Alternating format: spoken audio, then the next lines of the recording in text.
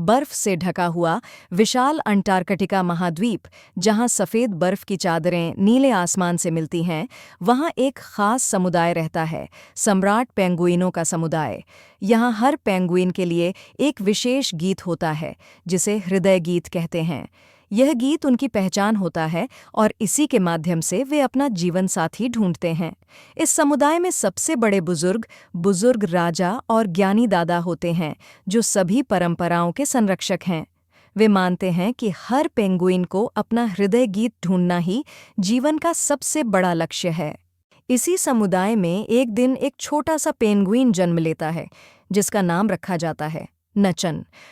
उसके माता पिता उसे बहुत प्यार करते हैं और उम्मीद करते हैं कि वह भी एक दिन अपना हृदय गीत गाएगा।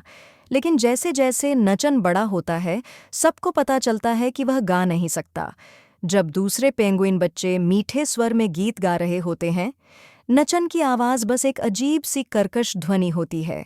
एक दिन जब सब उसका मजाक उड़ा रहे होते हैं, नचन इतना उदास हो जाता है कि वह अपने पैरों से ज़मीन पर ताल देने लगता है। और क्या, उसके पैरों से निकलने वाली आवाज़ और उसकी लय इतनी मधुर होती है कि सब चुप होकर उसे देखने लगते हैं। नचन की नृत्य प्रतिभा के बावजूद समुदाय के बुजुर्ग उसके नाचने को अशुभ मानते हैं। वे कहते हैं, पेंगुइन को गाना चाहिए, नाचना नहीं। यह हमारी परंपराओं के खिलाफ है। नचन को समझ नहीं आता कि वह गलत क्यों है। वह तो बस खुश होना चाहता है और अपने पैरों की आवाज़ से खुशी फैलाना चाहता है, लेकिन हर जगह उसे अस्वीकार किया जाता है। वह अकेला महसूस करता है और अक्सर बर्फ के एकांत कोनों में अकेला नाचता रहता है।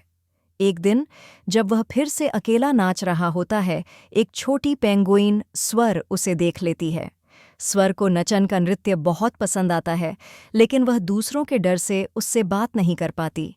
समुदाय में सालाना हृदय गीत समारोह का आयोजन होता है, जहां युवा पेंगुइन अपने हृदय गीत से अपने जीवन साथी को आकर्षित करते हैं। नचन भी इस समारोह में भाग लेने का फैसला करता है, लेकिन उसका उद्देश्य अलग है। वह सोचता है कि शायद उसका नृत्य ही उसका हृदय गीत है। जब नचन की बारी आती है, वह गाने की कोशिश करता है, लेकिन उसकी आवाज़ फिर से कर्कश निकलती है। सब हंसने लगते हैं। तब नचन निराश होकर अपने पैरों पर खड़ा हो जाता है और नाचने लगता है। उसके पैरों से निकलने वाली आवाज़ और लय देखकर सब चौंक जाते हैं, लेकिन बुजुर्ग राजा और ज्ञानी दादा क्रोधित हो जाते हैं। वे कहते हैं, यह हमारी परंपराओं का अपमान है, तुम्हें यहाँ से जाना होगा। निराश और अकेला नचन समुदाय से दूर चला जाता है। वह एक नदी के किनारे पहुंचता है, जहां उसे 3 अलग किस्म के पेंगुइन मिलते हैं। अडेली पेंगुइन, इनके नाम हैं ताल, धुन और लय। ये तीनों बहुत मस्तीखोर और जिंदा दिल होते हैं। जब वे नचन का नृत्य देखते हैं तो उन्हें बहुत पसंद आता है। वे उसे समझाते हैं, अरे तुम गा नहीं सकते तो क्या हुआ, तुम तो बहुत शानदार नाचते हो। हर किसी की अपनी खास प्रतिभा होती है। ताल, धुन और लय नचन के पहले दोस्त बनते हैं, जो उसे वैसा ही स्वीकार करते हैं जैसा वह है। वे मिलकर खूब मस्ती करते हैं और नाचते हैं। अपने नए दोस्तों के साथ नचन को नई ऊर्जा मिलती है। वह सोचता है कि शायद दुनिया में और भी ऐसे पेंगुइन हैं जो उसे समझेंगे। वह यह भी जानना चाहता है कि आखिर वह क्यों इतना अलग है। ताल, धुन और लय उसे बताते हैं कि उन्होंने कुछ अजीब एलियंस, इंसानों के बारे में सुना है, जो अक्सर इस इलाके में आते जाते रहते हैं। शायद ये एलियंस उसके सवालों के जवाब दे सकते हैं।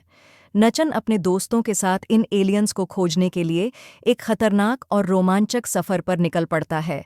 वे अंटार्कटिका के अनजाने हिस्सों में जाते हैं, जहां वे पहले कभी नहीं गए थे।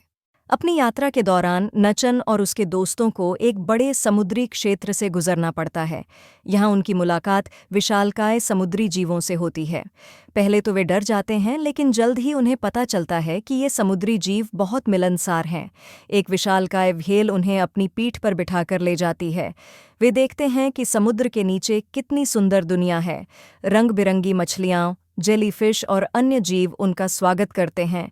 व्हेल उन्हें बताती है कि कुछ समय से समुद्र में कुछ गलत हो रहा है।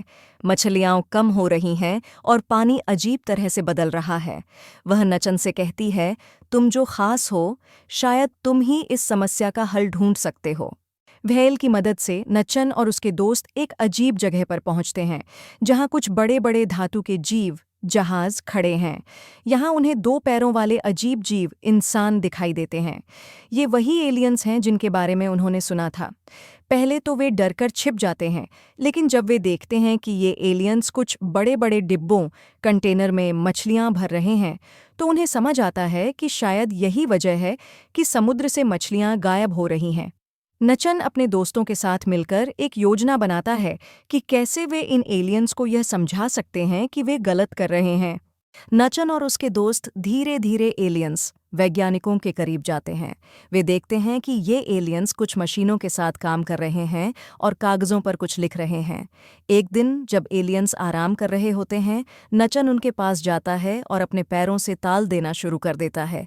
एलियंस आश्चर्यचकित होकर उसे देखने लगते हैं। वे कभी नहीं देखा कि कोई पेंगुइन ऐसा नाच सकता है। धीरे धीरे नचन उन्हें समुद्र में हो रही समस्याओं के बारे में बताने की कोशिश करता है। वह अपने नृत्य के माध्यम से दिखाता है कि कैसे मछलियां गायब हो रही हैं और पानी प्रदूषित हो रहा है। एलियंस धीरे धीरे समझने लगते हैं कि उनकी मछली पकड़ने की गतिविधियां पेंगुइनों और अन्य समुद्री जीवों के लिए खतरा बन रही हैं। नचन और उसके दोस्त नए ज्ञान और आशा के साथ अपने समुदाय में वापस लौटते हैं। वे समझ चुके हैं कि एलियंस इंसान दुश्मन नहीं हैं, बल्कि वे बस अपनी गलतियों से अनजान हैं। जब वे वापस आते हैं तो देखते हैं कि समुदाय की हालत और खराब हो गई है। भोजन की कमी है और सब चिंतित हैं। बुजुर्ग राजा और ज्ञानी दादा नचन को देखकर नाराज होते हैं, लेकिन नचन उन्हें समझाता है कि उसने एक समाधान ढूंढा है। नचन बताता है कि एलियंस वास्तव में उनकी मदद कर सकते हैं, लेकिन उन्हें यह समझाने की ज़रूरत है कि उनकी गतिविधियां पेंगुइनों को कैसे प्रभावित कर रही हैं। नचन एक योजना बनाता है। वह समुदाय के सभी सदस्यों को एक साथ नाचने के लिए कहता है।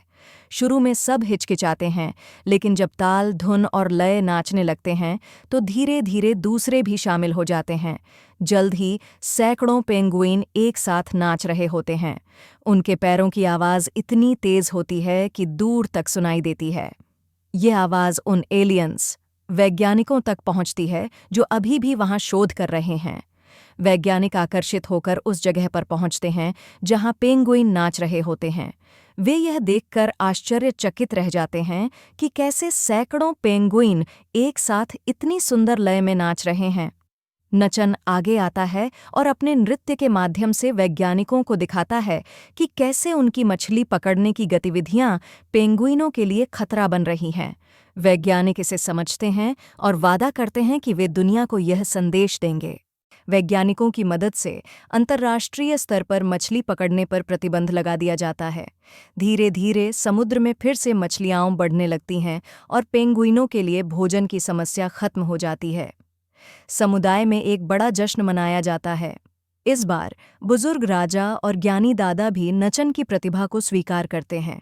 वे समझ जाते हैं कि हर किसी की अपनी एक खास प्रतिभा होती है और अलग होना कमजोरी नहीं, बल्कि एक ताकत है। नचन और स्वर एक दूसरे के करीब आते हैं। स्वर गाती है और नचन उसके गीत पर नाचता है। उनकी जोड़ी सबके लिए प्रेरणा बन जाती है।